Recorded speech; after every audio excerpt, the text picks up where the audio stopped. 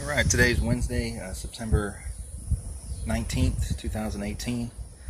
It's part 2 of the sandblast video. So a guy came out and did the floors. He did under the trunk, under the hood, and he did 2 doors for my buddy. So here's a quick walkthrough of the final result. We do have a pinhole there. Not too bad.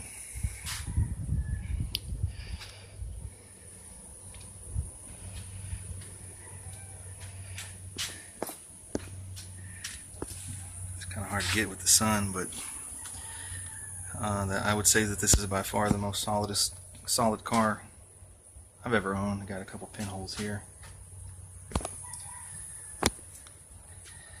but no dents on the floor pan, trunk pan. It took him probably about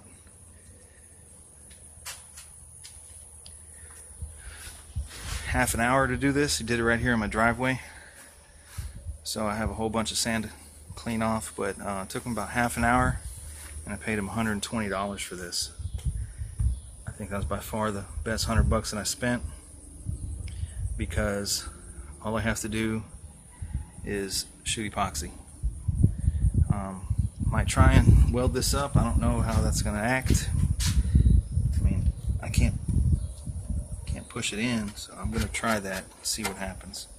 It's not a huge concern of mine, but that's the floor pan. It's all original. Nothing's been replaced, nothing's been welded. 100% original sheet metal. Pretty impressed with the car.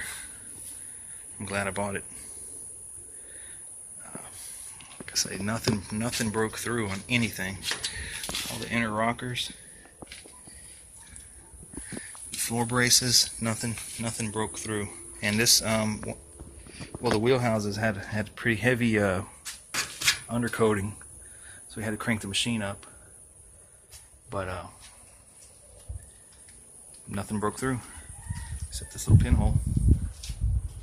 It looks like a repair was done at some point, maybe, because it looks kind of beat out. The other one doesn't look like that, but overall I ain't complaining.